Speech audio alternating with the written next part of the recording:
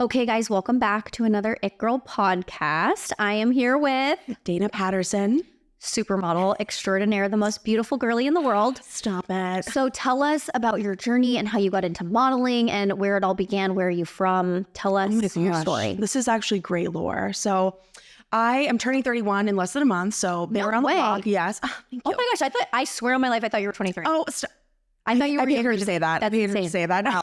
Thank you to my injector and my therapist. Go off. So basically, first of all, I'm from St. Louis, Missouri. So I am a hardcore Midwestern girly pop. Are you very a Cardinals proud fan? Okay. I'm not a big baseball pants fan. Okay. I love to go and watch and maybe have a Budweiser, you know, for the experience, but not a huge fan. Okay. Love the Blues though. Love a hockey game personally. I feel like that's a little more chic. But originally from St. Louis, then I got scouted by Ford. Shout out to Lucy, who I grew up with, and she's the one who scouted me at Ford. Amazing. Oh, really? Icon, Wow. yes. It was so funny because she was best friends with a younger kid that it was in my grade, and her sisters were also in my grade, and I had never met her. And so when she came to me, I thought it was a prank. I was like, I had literally was just about to turn 18. Plus size modeling really was not, again, this was like over a decade ago. So it was truly what the America's Next Top Model era. When a size 6 was, plus size. Yep. And even at that age, I think I was like a size 10 max. Mm-hmm. And I truly thought it was a joke. So I ended up flying to New York, and that was kind of the start of my career. And again, at the time, it was very Lane Bryant. You got lucky if you got into a delicious gray muumuu. You were like, okay, slay the boots. I remember when all the America's Next Top Model Plus models were on Target ads. Oh yeah, that was all they could. That was it. That's all we could do, and they were Target the thing girls. Is too. Yeah, this was definitely before a lot of kind of plus size girls were accepted in the editorial realm to be able to be in these beauty and fashion editorials that were a little more elevated. Someone that I think about during that time who really was an icon for me was Crystal Wren, who people may not know now, but oh my gosh, I remember when I got to my first meeting with Ford and they said, "You remind us of Crystal Wren," and I was just like, oh. God, what an incredible compliment. But she was really kind of the first, in my opinion, plus size model to kind of break into the higher fashion realm. I remember when she walked for John Galliano, such an iconic show. But I was so excited to kind of get started on that journey. But I did a lot of very lifestyle, the happy commercial girl on beach, girl going for a run, mom. I was in my early 20s and I was pretending to be a toddler mom for Levi's.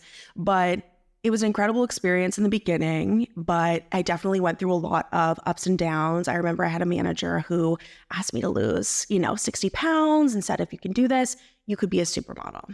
And so, of course, my dad's a triple Capricorn. So I was like, I'm ready to get to work. Okay. Capricorn. Oh, I love Capricorns. Some of my absolute favorite people. We're the greatest. I hate to say it, but Capricorn is the superior symbol. They really are. Two of my best friends are Capricorns. My dad's a Capricorn. So I love my Cap people.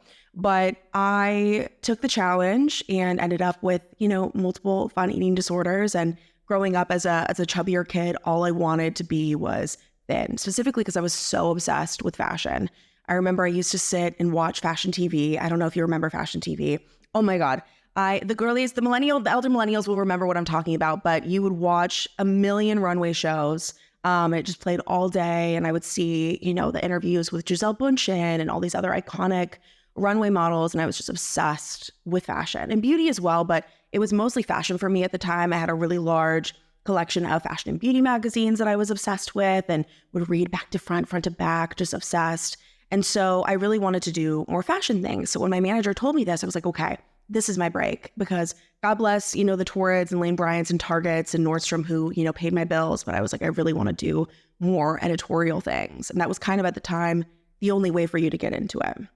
But I kind of remained more in the commercial space and got through my ED struggles, all that jazz. Super fun. We've all been through it. I was like, hot yoga in the morning. Trigger warning. Trigger warning. I went through my starving yourself and going to hot yoga phase.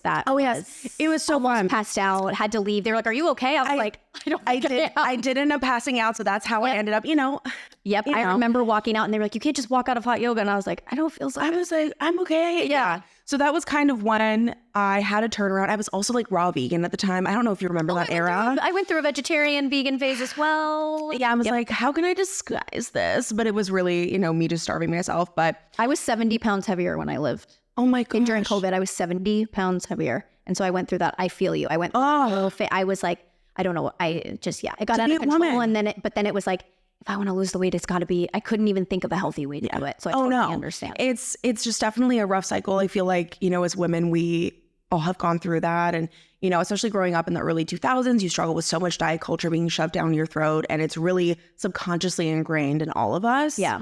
But that was kind of how I got started in modeling. I tried to lose the weight, did lose the weight, but things weren't working out with this manager at the time. And so then I ended up signing with Wilhelmina here in LA, and things got a lot better. I was like truly a commercial girly, again, working for the Targets and the Nordstroms of the world. And I was having fun, making good money, because really like the lifestyle girlies are who are making bank. Like if you are shooting e-com for a lingerie brand, say like Jockey, for example, you are raking it in. They're shooting with you weekly. You're bringing in a good paycheck. The editorial girlies, not as much.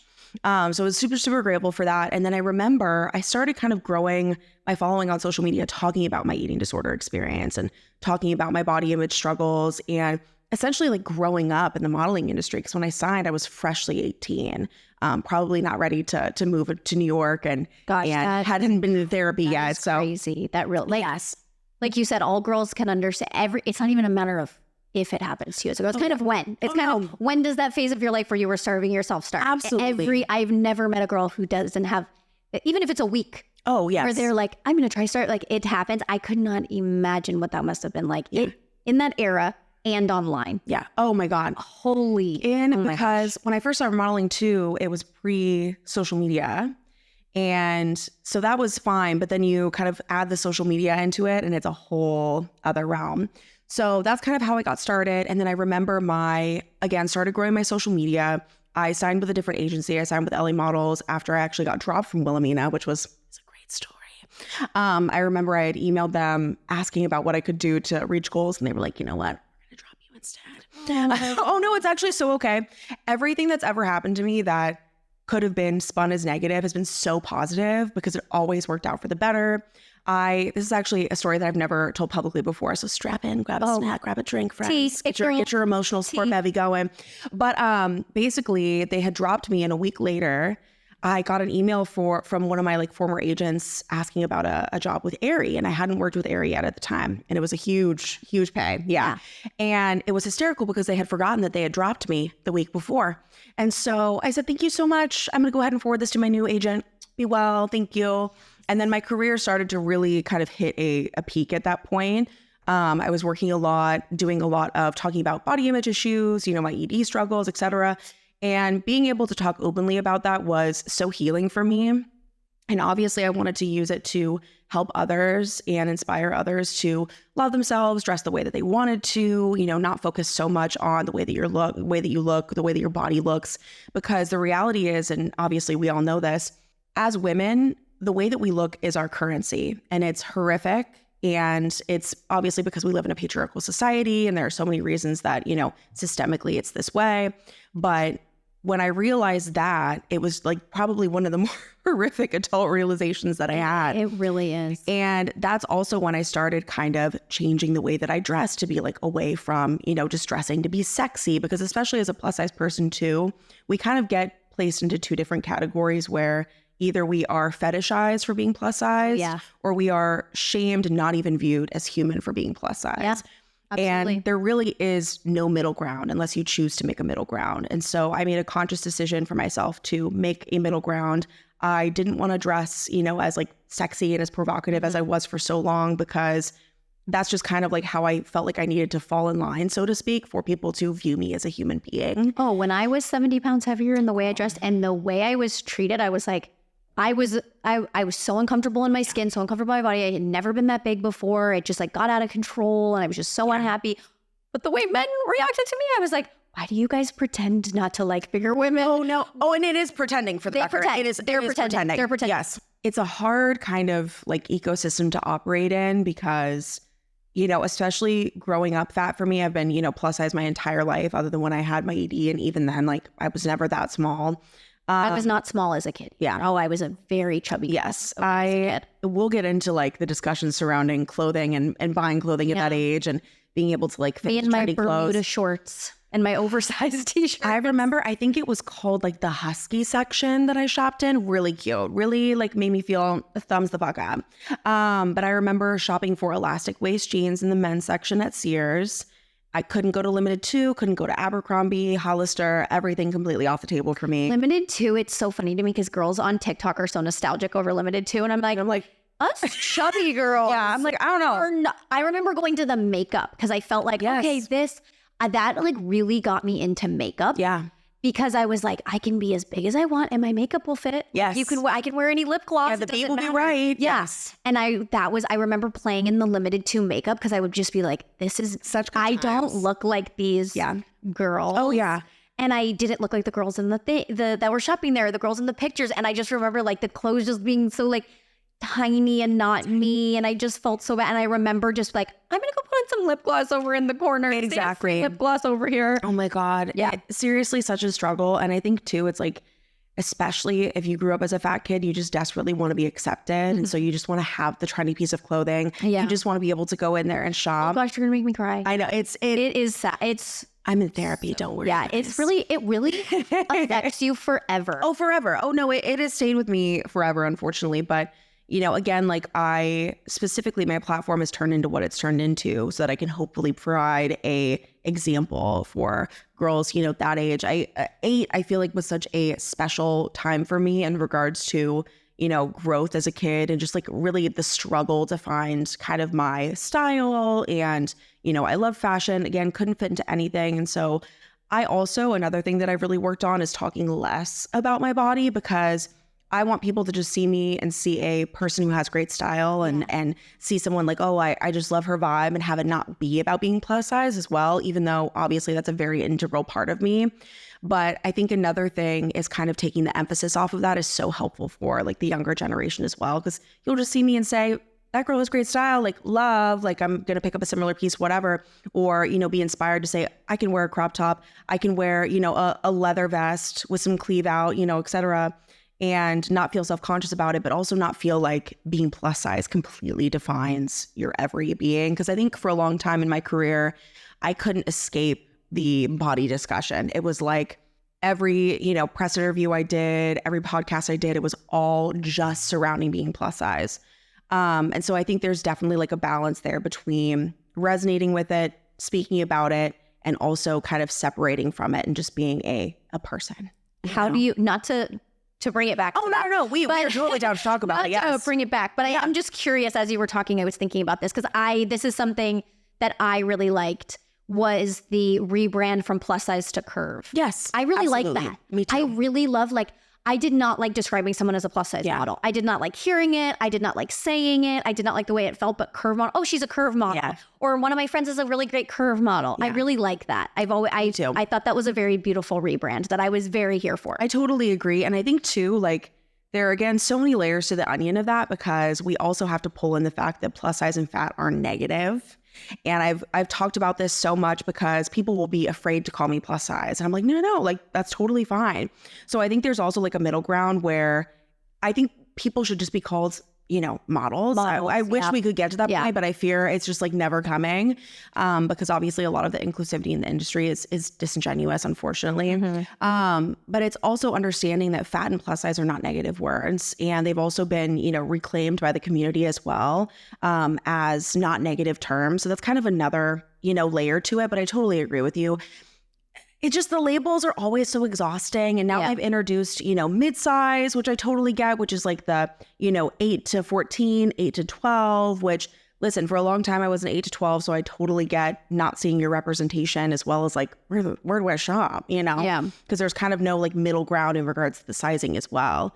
But I, you know, someday I hope we can just kind of rid ourselves of the plague of labels and just let cool girls be cool girls, you know? That's what we do here at All our it girls are just I was like, it girls. Plug, yes. All our it girls are just it girls. Mm-hmm. And I love all my it girls. Exactly. But no, it's very real. I will say, I do feel like it becomes a bit of a superpower when like I have the most incredible female friendships. Yeah. And I feel like it's because I didn't have a lot of friends as a kid. Mm-hmm. And I always felt like such an outsider. And I was never invited to like sleepovers. And I just always felt like I was just the chubby girl, Same. and I just did not feel like anybody cared about me Yeah. or wanted to be my friend. And now I have the most incredible friends, and I'm girl's girl, and I love women, and I support women, and I see women in such a beautiful light. And I'm like, that is a reward of that. 100%. A positive that comes from it is when you're kind of excluded when you're younger, Yeah. and you value it more, you see it more, Absolutely. and then you're kind of outside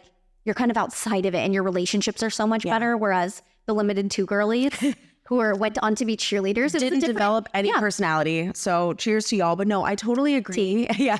I feel like you have so much empathy because of that experience that allows you to be such a better friend. Because I totally agree. I have the most incredible community of women, and I could not be more grateful. I was literally just telling my mom and therapist the other day, shout out to y'all. But I'm just so grateful for my solid group of female friends. But I think I totally agree, comes from the empathy of experiencing not being included.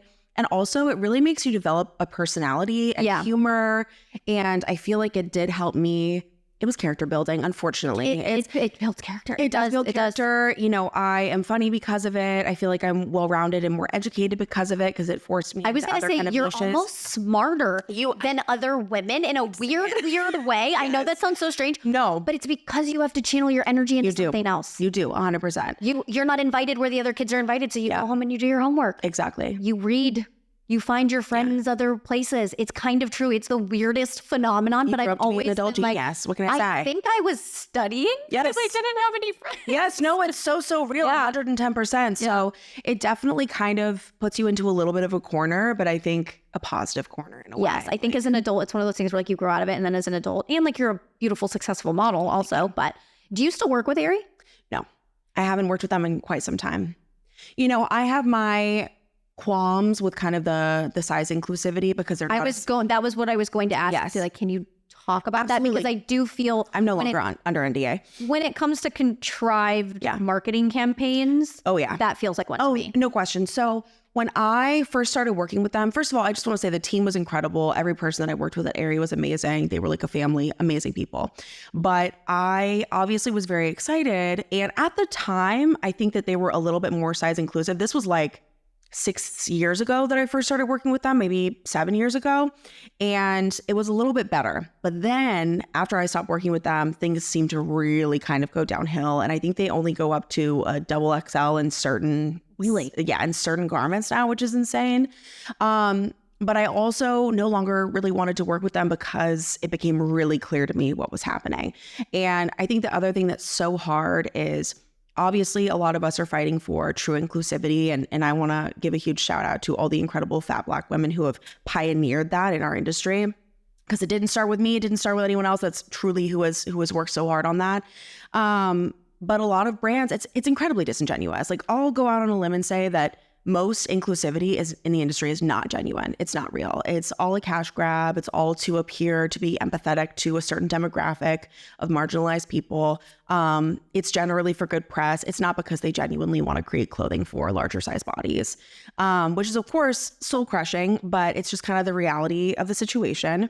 But with Aerie, that was a huge problem for me because it was basically, just It was to save Aerie. It was Aerie was dying. Aerie was people were starting. Were discussing. They were saying, okay, Aerie's dying. Everybody was they were the mockery, and then they were like, yes, we need They had to revive it. They needed something to bring it back in a big way. Get their younger audience back. What are the young kids into? And they were like, the young kids are loving inclusivity these days. Exactly. Let's not Photoshop our pictures. Do it when you're not dying. Yes. Do it when you're at your peak. I'm talking to you, Victoria's Secret. Oh, we're going to get into that in a second because I have a lot to say. And have you modeled for Pink? No. Okay. Never. I have nothing with Victoria's Secret? Nothing with Victoria's Secret at all. And so many thoughts on that, but I absolutely agree with you. And, and at the time it was when body positivity, this kind of like faux body positivity, I've talked about this a lot, was at its peak. Yeah. And it was really centering kind of like mid-sized white women and more, like able-bodied, more kind of popular body types. And I kind of started to clue in on that because at first I was like so excited to be involved and so excited to be a part of it. And, obviously I was very involved in body positivity and talking about my eating disorder recovery, et cetera. So I was like, this is great. But then you kind of get in the inner workings. You're like, I gotta go. Like, this is not in alignment with who I am. And that's another hard part I'm sure you can attest to, is keeping your backbone in this industry sometimes can be really, really That is hard. It's a hard line when it's like, okay, they're doing good. Even if, if you're raising, if you're raising money for cancer for all the wrong reasons, but the money's still going to cancer, are you doing a good deed? It's hard. You know, exactly. It's hard. It's like, they're doing something good. Yeah. You walk through the mall, and instead of seeing a Hollister-sized model at Mary, you see more like underrepresented body types. Yes. And I think that's and no valid. Photoshop pictures. They weren't photoshopping the photos. And that's great. But the thing is, though, is like, we were still sitting in hair and makeup for, 2-3 hours, and which doesn't make things less authentic, but it just was very obviously performative in my opinion.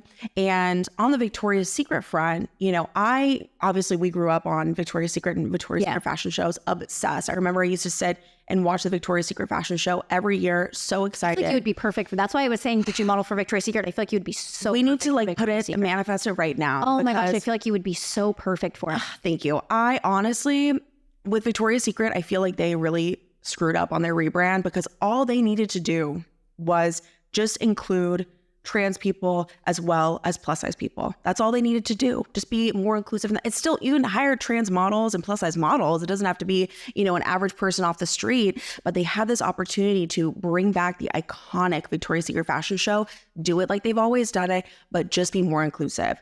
And instead they decided to do this 180 pivot rebrand that didn't do very well and rework the entire in like such a discounted way. So weird. It was so odd. I thought the same thing. I was like, this is... I didn't even watch the whole thing. But it was very confusing. I was like, what is it on? Where do we watch it? Like, you guys are going on tour. Where and I are saw you? it all over Instagram, which like great for them for reaching everybody on Instagram. That's hard to curate. Yeah. But I was like, but you're reaching us all, and we're all going, Yeah, we're like, I don't feel the need to tune into that. Yeah, do it the exact same way you've always done it.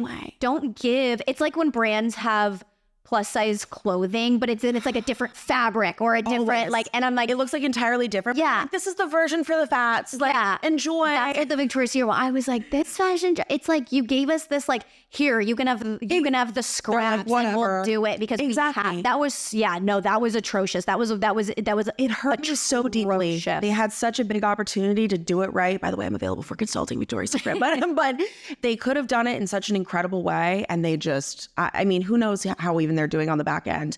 But that's where a lot of brands really miss the mark. It's not about creating an entirely new, like building a new thing for the plus size people. We just want to be included in what's already established. We just want to be brought to the table. That's really, really it. And so, and exactly with the, curating different plus size, garments, but that are kind of the same as a straight size. It's not, it's bad fabric. It doesn't look the same. It doesn't fit the same. Yeah. It's like this weird shapeless thing. Exactly. And you can tell it's like, oh, this is like I have to. Yeah. It's like, we'll throw you a bone, but you know who did it right? And that's it's insulting. It's incredibly It's insulting. incredible. I understand having 10 sizes or whatever. Yes. It's expensive. It's expensive. If you're a smaller brand, I understand how expensive that is to make different. And I have smaller brands that I'm like, I understand. Like, if you're going to make it though, and you make it bad, you're basically saying, fuck you. Exactly. You're going, we'll make it. Yeah, you can make it fast. You're basically saying, we can afford it, but we hate you so much. We're going to get you trash. Yes. No, it's so disrespectful, and it's crazy because I get into arguments with people on TikTok about this all the time. Yes. And they're like, well, you just need to be grateful. How about no? How about I am just as deserving as every other size of person? Ridiculous. But you know who did it right? Miss Kimberly at Skims. She listened, whether it's genuine or not, I don't really care, because she did it right. She created the same garment. And I mean, geez, does she have like 40 sizes? I know that Kim is a controversial figure. Yes. With body type and plastic surgery and all of that. I have my own opinions. But I really don't think that her Skims was disingenuous. Because she's not a sample size. Yeah. She never has been. Even when she was at her tiniest giving us body, it was still not sample size. Yeah, no. Like that butt is not going in sample size. No question. So I feel like when she did it, and her assistant, none of them are, except for Kendall, none of them are sample sizes. Oh, no question. So it's like, I do feel like she was like, well, I'm wearing it. And it was also just smart business. Yeah. That's the other thing is that I made a TikTok about this the other day. Basically, it's bad business to not include plus sizes. There is so much money there. The average size woman in America is a size 16. You're missing out on the average person in the US. It's just bad for business. And so whether it was genuine from her, which I agree with you, I definitely think it was, or not, she knew it was a good business move and she did it. And she basically wiped out the rest of the market. And she made beautiful clothes for women of all Beautiful. sizes. Everything's really well made. I love Skims. I die for Skims.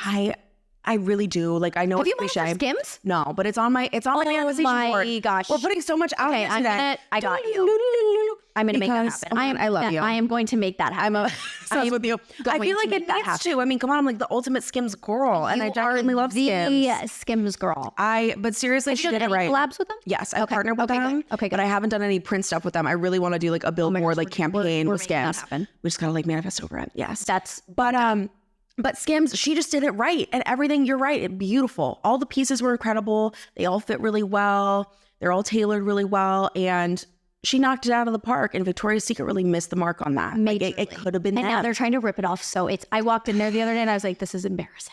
I was like, on behalf of Kimberly, I know. I'm embarrassed for all of you. We do not accept this knockoff. No, I'm like, don't. And they put a dog on it. I'm like, this not the pink dog. I'm like, this is an embarrassment. You should all be. I was like, you need to all be embarrassed that you tried to do this. And I think it's also an issue of them not having Gen Z or millennial people on the team as well. Because I feel like it's a lot of probably Gen X and boomer age people just trying to scramble to figure out what's right. But I also will acknowledge, I know that probably the millennials and Gen Z that are there, they can't get done what they want to get done. I already know. But Victoria's Secret, get it together. My friends all of my friends are PR girlies. All my friends are in marketing and everything. They're like, oh, don't think I'm not bringing it up. I'm trying. I'm trying. Okay. But the 70-year-old man that makes the decisions, Girl, he's not in it. no. Eventually, all of us young women we'll handle it. The fashion industry is going to get handled. Yeah, I was like, give us another 5 to 10. It's a wrap on these bitches. Give us 10 years. We're going to handle the fashion industry. The fashion industry is going to have no choice. Exactly. It's not, I don't even worry. I'm like, we're going to handle it. We just need a minute. I just need a little more cooking time. We're just going to wait them out. Yeah, we do. We got to wait out. We got to wait them out. Too dark here, but we got to wait them out, and then we're going to take over. Do you feel like your Aerie campaign was kind of if it wasn't that, what was your big moment that you were like, okay, I'm an it girl. I'm here.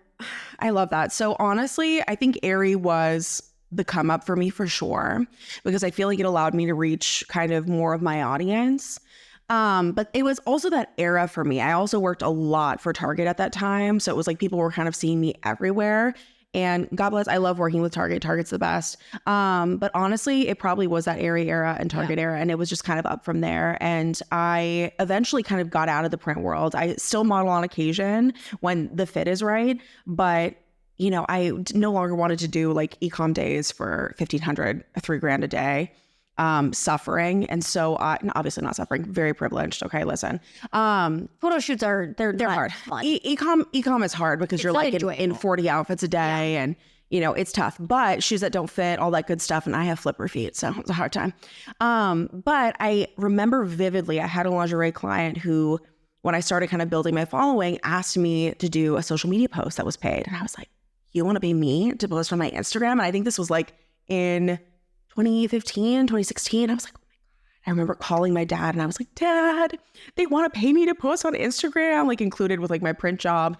And that was the first like social media job I had ever done. And from there, I just wanted to do more influencer stuff. And that's kind of how I ended up where I am now. And then I pivoted into beauty and doing more like sustainable fashion stuff. Like I, did the fast fashion journey as we all do, the 300 bazillion posts that everyone's done.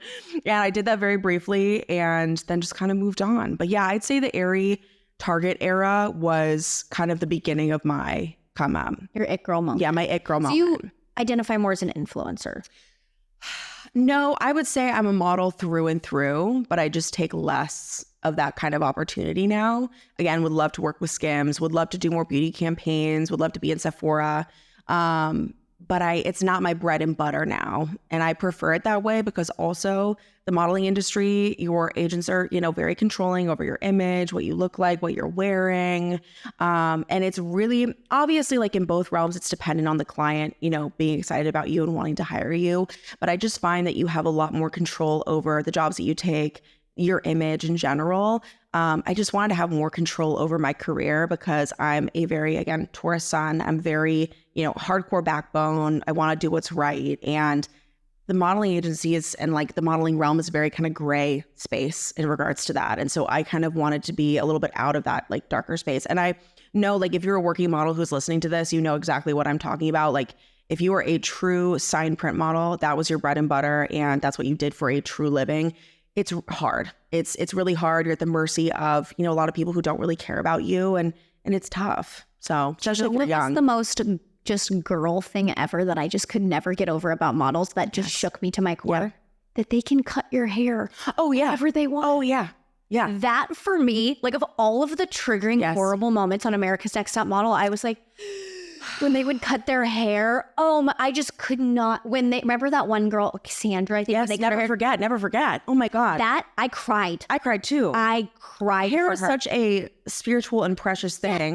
That's just the thing about being a model that always, I was like, it's very real. It's very, very real. And a lot of times, like if you're not working, even if it's not your fault, they'll want you to kind of pivot your image in some way and it'll end up with you dyeing your hair, cutting your hair, changing your look in some like. Did they ever try to make you cut your hair off? They tried to have me cut my hair shorter, but like I give berries and cream real fucking quick on the bob front. So like it just was not. One time when I was working in fashion, someone tried to convince me that I should shave my head. I said, I am not. I wouldn't do it either. I was like, saboteur. They were like, you need to be more iconic. Like if you're going to be in this fashion industry, if you're going to try to be a stylist, you need to be an icon. No. You need to be someone that you walk in there where people remember you. And I was like, bald? No. I mean, again, you'd look killer, but I agree with you. I know. I look like a baby. I was like, not the Mr. Clean baby. No, I would look like a baby. I was like, no. And then it grows. I was like, no. I did see, I think it was Demi Moore who said that all women should shave their head at least once because it's the most, I get the empowering thing. Yes. But that was the thing about being a model that I was like, they can just take your hair. Yes. The control over your image is probably one of the harder things because even if when I got to one of my agencies, I won't name which one, but I was asked to gain a significant amount of weight. Wow. Yeah, which I get it because again, like clients are looking for specific sizes because also when I first started modeling, there was no social media. It's a lot easier to get signed now. It's a lot easier for you to have power over your career. Mm-hmm. But if you wanted to be a working model at the time that I started, you really, like the agency had complete control over what they wanted to do to you. So that was really hard for me. And it's just like, you have no control over your image and your career. So that's kind of why I wanted to just take a break from it. I'm actually wanting to get back into it now that I'm living back in LA. And also I have more control and power over my image and my career and, also having social media. That's a great thing with social media. And now the models, like, they want you to look like you look like on Instagram. Exactly. That's really all you have to do. Exactly. Be the girl that you are on Instagram. Yes. And that's a really beautiful thing. Yes. And also like, again, it's a lot easier to get signed. There's more of a wide range of people who can get signed. And so they're less likely to want to change your image as much. And they just get a lot more like of a diverse array of people, which is obviously very positive. And again, you also have more control over your career with social media. And just like now, I think a lot of these agencies are probably afraid of like getting canceled, of someone sitting down to do, a TikTok story time. Mm-hmm. Like there's a lot more leverage that you have as a model than I did when I was younger because literally, if you did something wrong or if you, didn't want to take a job or didn't want to work with a specific client, they would just drop you like with no thought. Even if you were working a lot, like not a problem. The things that the 90s models went through. Oh my God, I can't even imagine. And they still don't even tell it all. I've watched so many things and interviews and documentaries and I'm like, they still are not even telling you any of it. No. They're not telling you any of it. And that was the expectation. And if you opened your mouth, you were blacklisted. I have so many fashion industry stories of horrific experiences that I've had, my agencies putting me in uncomfortable situations or unsafe situations. And, that's another thing where it's like, people always ask me why I took a break and kind of took a hiatus. I took a break from everything too. Yeah. People ask me, they go, well, how did you start? You kind of popped up out of nowhere. And I was like, I started to get in it. Yeah. And then it was very dark. Yes. And very dark. It got very dark and I needed a major break and I kind of did nothing because everyone always, you just popped up and all of a sudden, these people. And I'm like, I knew them. Yeah. I went into hiding for a little bit. I was like, I just need to figure out if this is even an industry I could ever be in. Yeah. And then I thought, wait, why don't I just be in charge of what I do? And I don't have to interview mean people. I don't have to be at the behest of any mean, nasty people. I can decide who I work. I can decide who I interview. I decide who I work for. I decide where I go. I decide what companies I say yes to. And I was like, wait, I just need to have the power and take the power back. And I'm like, I can just create a space in media where women are celebrated and comfortable. And there's nothing, I don't make anybody talk about anything they don't want to talk about. I'm like, we're going to talk about fashion. We're going to talk about beauty. We're going to talk about you. If you don't want to talk about it, you don't talk about it. I filmed plenty of street interviews where someone goes, I don't like what I said. Can you cut that for me? Yeah. It's Period. gone. Yeah. You tell me to cut it, I would never even think of posting something that somebody told me to cut. And that's incredible because like to be comfortable in a safe space like that allows you to be so much more yourself, talk so much more. Like it's truly the Lord's work. So, And that I had to take a break. I had to just like, I was interning and I was trying to become a stylist. I was trying to do these things. And I just was like, this is dark. oh yeah, and the styling world is incredibly dark. I've had lots of friends who, Dark. That was when they tried to get me to go bald. I was like, holy. And you're also like, what does this have to do with my work? Like, I do not understand. Oh, I remember getting pulled aside one day in a particular situation and being told, it was an Alexander Wang sweater. Yeah. But I remember, oh my God, your outfit was disgusting. You cannot come dressed like this. This is horrible. What do you, just because it's designer does not mean it's cute. And I was like, I was just trying to be comfortable because I'm an assistant who's here for free. I'm just running around. I was just like, it's like, this was an Alexander Wang sweater. I liked the sweater. And they just like, it was like Devil Wears Prada ripped me apart. And I just was like, I don't want to know. I came here for free and I gave you 8 hours, 9 hours today. And I did my best. And I tried to be on it and polite and everything and work for everybody. And then they just came and basically told me I looked ugly and that they were like embarrassed that I was on the styling team. And I'm like, are you going to pay me so I can go buy new clothes? Yeah, like what? Like, are you going to buy my new wardrobe? I was like, what? I'm paying to be here basically. And the funniest part and the saddest part is that it was probably just kind of like a power move from them anyway. Like just to make me feel wasn't- bad. Yeah, just it to wasn't make even me cry. legitimate. And I cried one day and the boss that was there, he goes, are you on your period or something? And I was like, no, you've just called me ugly every day that I come to work. That's the other thing too. Is like I'm stupid. insane. Obviously, I'm so sorry that happened to you because you were not deserving of any of that.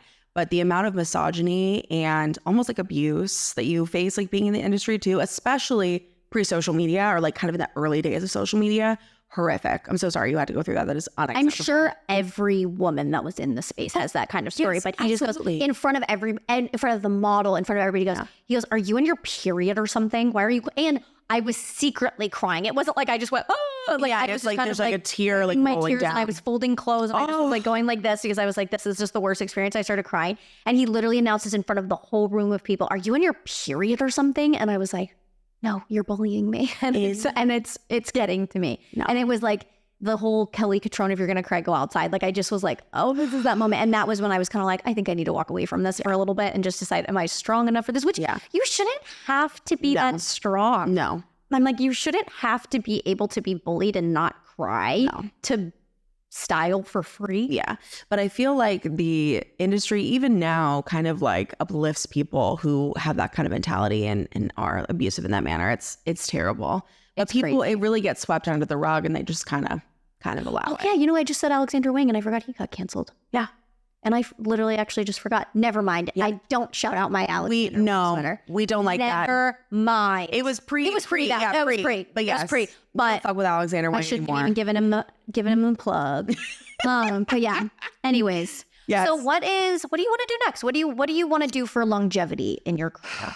So lots of things kind of on the horizon. I'm doing a hair line, which is really, really exciting. I'll be coming out next year. First thing I thought when you took your hair, I was like, this girl has some good hair. Thank you so I'll buy your hair, much. Caroline. Mine's a little Oh, no, thinning. I got you. Great products are amazing. My best friend Alex is formulating. It's going to be incredible. So our first 3 SKUs are coming out next year. Oh, I'm also doing a podcast, Gossip Saves Lives. Yes. Can't wait to have you on. Basically, we're going to be talking with, experts of all kinds because like for me, gossip does save lives. And there's also like certainly Normalize gossip. normalize gossip. Bring back the cheese We man. can shout out your podcast right now majorly because what is wrong with gossiping? Anything from, sharing a doctor reference and telling your friend that this is going on with you and that you need, support and they're able to give you someone who ends up being life-changing for you, or whether you're like gossiping about the guy that you're dating and a girl comes to you and is able to tell you that she is seeing him also, which did happen to me and I will be talking about. But there are just so many things that it's like gossip has been so villainized because of misogyny. And because I was going to say, I saw something that said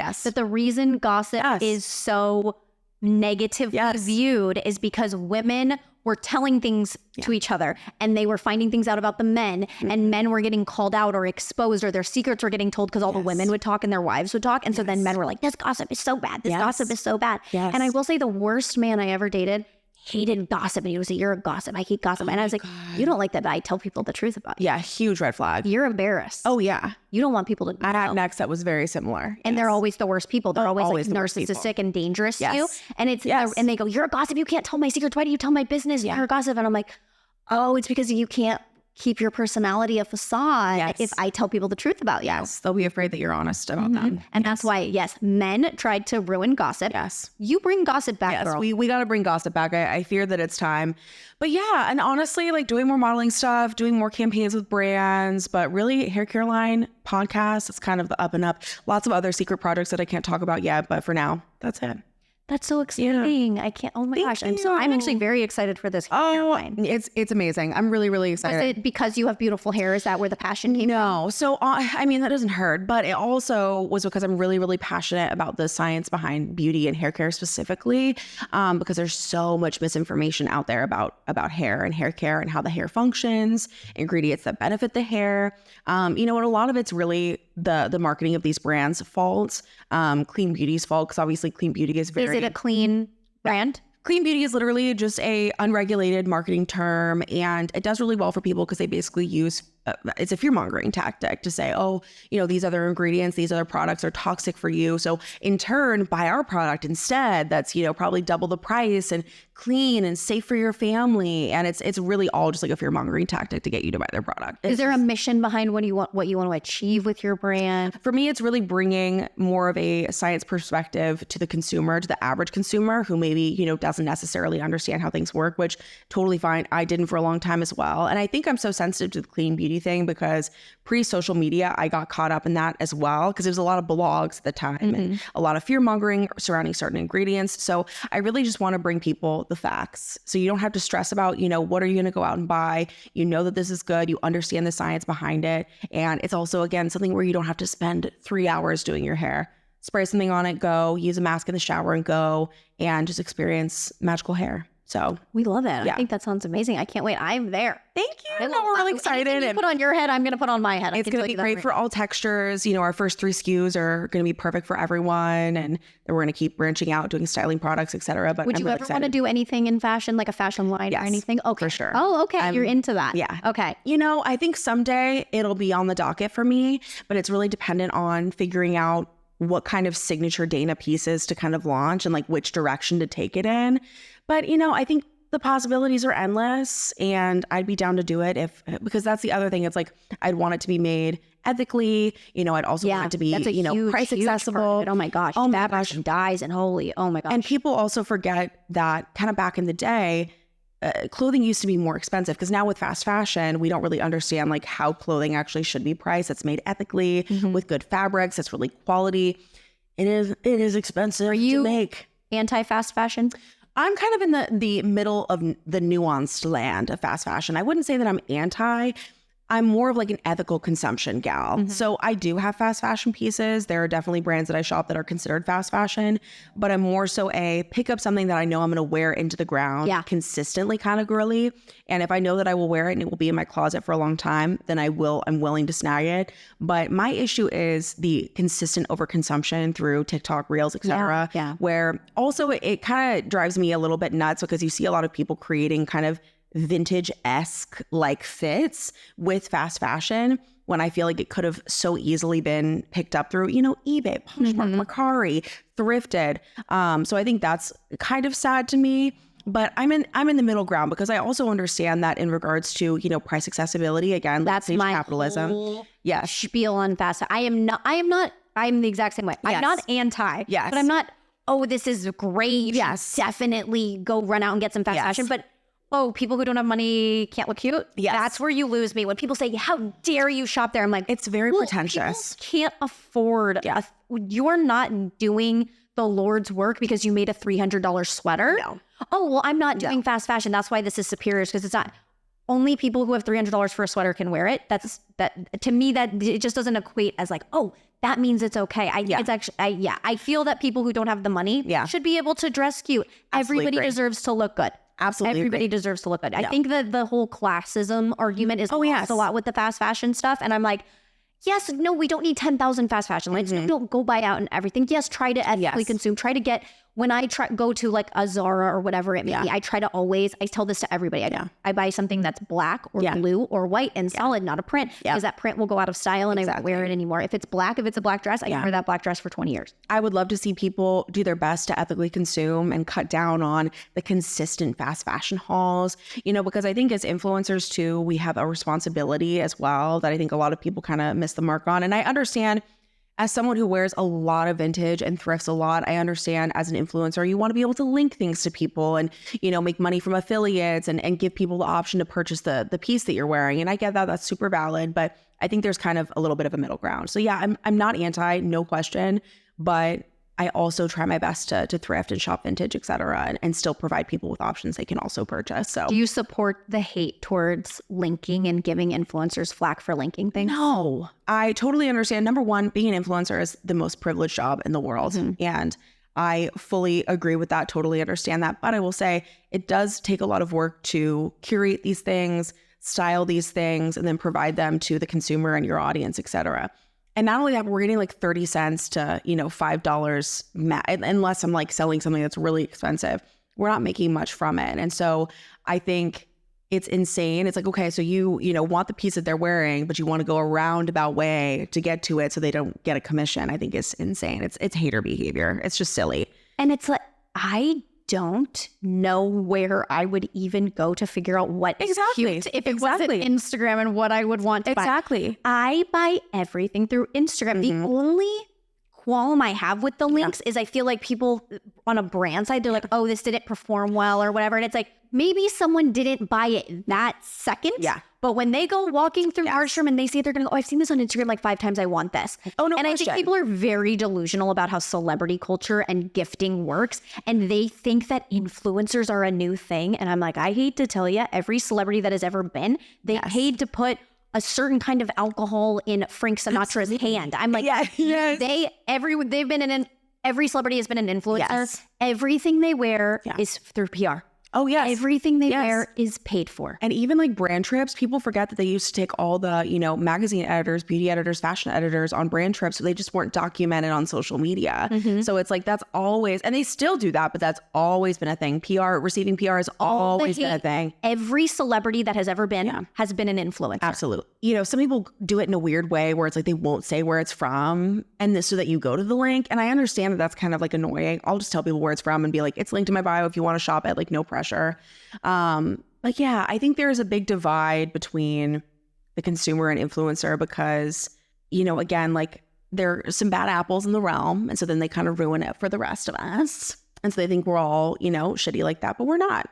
Like a lot of us take this, including me, take this very seriously. You know, I take I'm a Taurus sun. Okay. I take my recommendations very seriously, only the best.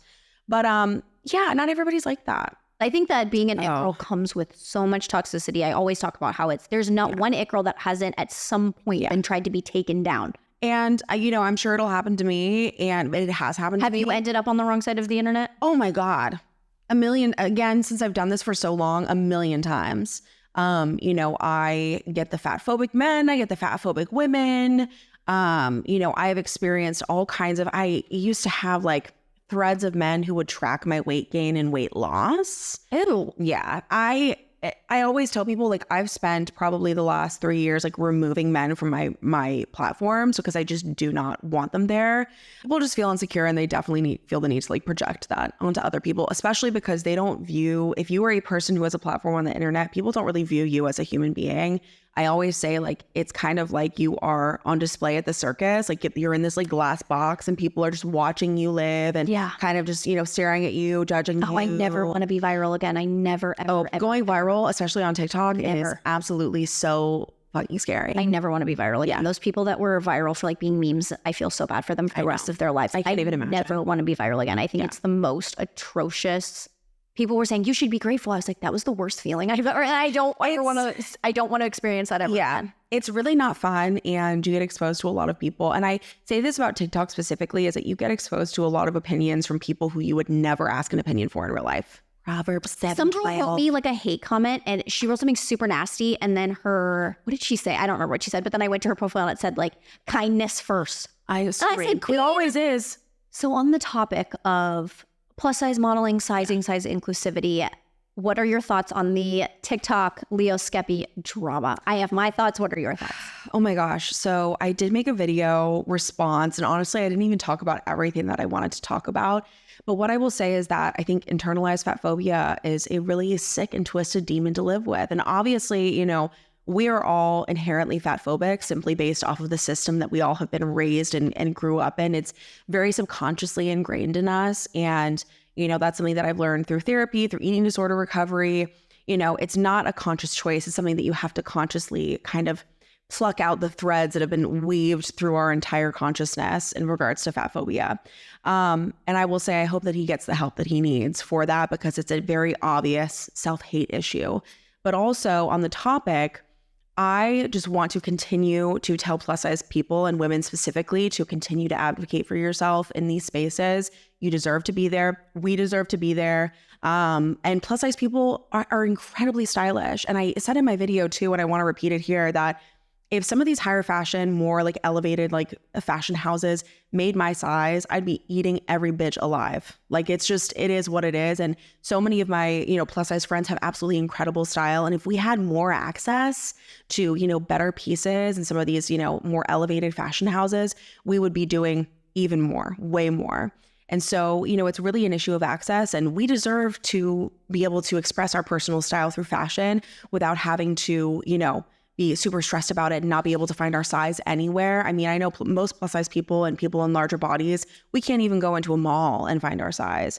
And if we do, it's in the most like hideous, like moo, you know, no offense to Lane Bryant girls, like love y'all, but it's not what I want to be wearing as a hot, you know, early 30s, you know, even early 20s, mid 20s girly. You know, we want to look hot. We want to look beautiful. I don't want to be in your, you know, best peplum top and cold shoulder top on a Tuesday. Girl, they make us suffer and they have most hideous patterns. And so, you know, I really just want to encourage people to continue to advocate for yourself. We deserve to be in these spaces. We deserve to have pieces that we're obsessed with and love. And, you know, public pressure works. Anybody saying that, you know, we need to just shut up and be quiet, public pressure works. Social media pressure works. And, you know, the reality is, does anyone feel the need to tell anyone to shut up and be quiet about anything? I don't even understand. Just a person who has spent their entire career complaining on the internet. Yeah, I don't in a black tank, no less. Let anyone talk about whatever they want to talk about. Exactly. Just keep scrolling. Exactly. I'm that hard. I'm a big pro complainer. Like sometimes you got to get on the internet and complain. So I think those are my thoughts on it. And I just think did you see his apology? I did, and it was bullshit. Okay. And to me, it was a complete, in my opinion, narcissistic gaslighting non-apology.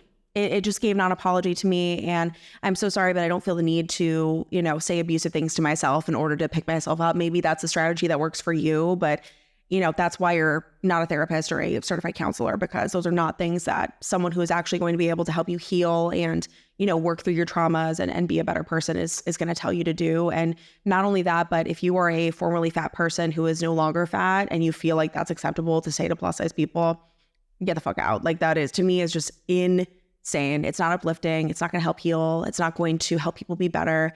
You know, a lot of fatness is kind of surrounded by shame already, and it prevents people from doing what they want to do, live the life that they want to live. And, you know, I think a lot of what I talk about surrounding style and fashion is removing that shame component. I don't know what triggered him to feel like he saw a woman say she wanted. I'm like, what happened? I'm like, where did this all say? You saw a woman say she wanted a bigger size, and you were, and didn't like a brand because it didn't fit her, and you were mad. Can you imagine like bootlicking for a corporation? Like corporations are not people. I just want to remind everyone here. 1000%. I was just like, what did you see that made you so mad? It's probably like a subtweet or like a subtext. I just thought the thing that when I first saw it, I just was like, and why are you talking about that? I think we all were like, I did not even think it was going to go so viral because I was like, that's the most irrelevant complaint I've ever heard. Unhinged. I'm so mad that you have no right to tell brands that they shouldn't. And I was like, who are you speaking for right now? I just can't even imagine. Like, they're not going to pick you, babe. They're still not going to pick you. Moving on. Yes. Let's discuss your personal style. Yes. Let's talk style. Let's talk clothes, fashion, all the fun things. How did you develop your personal style? How would you describe your personal style? What is the key to your it girl style? Honestly, through the pandemic is really when I started to develop my personal style. I got really into vintage shopping, got really into thrifting. And I also am a big mood board girly. And so I'll curate a mood board. My phone background is a mood board. Oh, as it should be, as it should be. Mood board girlies rise. Okay. But that's been a great way for me to kind of find what pieces that I enjoy. You know, people often ask me, like, where do you start on your style journey? And it really is about, you know, collecting magazines, like going through and finding pieces that you like and maybe looking for that piece, you know, eBay, Poshmark, Thrift, or even, you know, wherever you shop, your retailer of choice. But it's really about, you know, just seeing things that you love and saying, okay, I'm going to figure out how to style this. And so during the pandemic, I just spent a lot of time kind of curating and figuring out what I enjoyed. Because again, as a plus size person, we're often so niched into certain garments and certain styles. And, you know, again, dressing very sexy and towards the male gaze.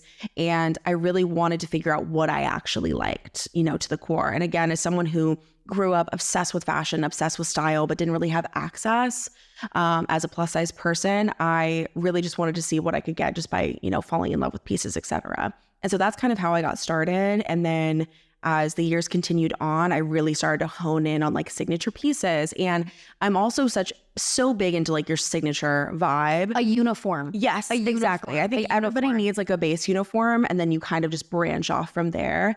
And I remember during a question box, and this girl's gotten a lot of press from me, you're welcome, girl. During a question box, someone was basically kind of nagging on me for wearing some of the same accessories over and over, and how I kind of have like signature accessories. And everyone. Yes. And I feel like my personal style, I want people to be able to look at something and say, that gives Dana. And I think a signature accessory goes a long way. But I think people need to have like a base wardrobe where you can switch things around. And, you know, I have very signature, like my mossy oak pants that I wear with everything. It's like I can wear it with a vintage tee. I can wear it with a corset. I can wear it with a, you know, meow latex top and dress it up with heels. I think a lot of people struggle with kind of like the base. But I also, on the topic of overconsumption again, I think people need to bring back wearing their clothes into the ground. Like I wear my Damn you, pieces. Lizzie McGuire, for trying to take away outfit repeating. And Kate from Lizzie McGuire. Exactly, trauma. But that's overconsumption. Exactly. It's always having to have something new. Always having to have something new. Let us outfit repeat. Yes, bring back outfit repeating, wear your pieces into the ground. Even like my bags, you know, I have like a lot of really cool like Louis Vuitton vintage bags that I love when I have with me here. But I wear the bags and people will be like, oh, the handles are patina'd. I'm like, yes, because I wear it. This isn't an archive. Like I bought this to wear. But for me, I like to be not necessarily on the eclectic side, but, you know, some of my like fashion icons who aren't women are, you know, like Robin Williams and Michael Jordan, like really, really iconic style. That's a little more eclectic and funky. And so I like to bring that kind of into my style vibe. Another one of my favorite people is Lisa, who is the owner and founder of Heavy Manners. I don't know if you've heard of Heavy Manners, yes, but she's incredible. And she has like a very simplistic style, but it's so cool and effortless. And she always has incredible jewelry and her pieces are amazing. And so I kind of bring a little bit of that like simplistic vibe in as well and build off of that. But for me, it's become about like really having fun. I get so excited to shop now. I get so excited for, you know, the hunt when I'm thrifting or vintage shopping or on eBay. I just get really excited about it, which is not something that I experienced in my younger years because there, you know, weren't really a lot of options and I didn't really feel welcome kind of in the fashion space either. So now as an adult and as someone who has money to spend, thank God, I'm able to really, I know, thank God, you know, 30s are so fun because you finally have money to spend on clothing. Okay. But you know, God bless you, Afterpay. I know. God bless. God bless. God bless. Sponsored by Afterpay. God bless Afterpay. Afterpay, if you're listening to this, I am your girl. Come sponsor us. Come sponsor this because the It Girls are Afterpay. We really are. The It Girls are making monthly, weekly payments on our clothes. The It Girls are Afterpaid. That's fact. No question.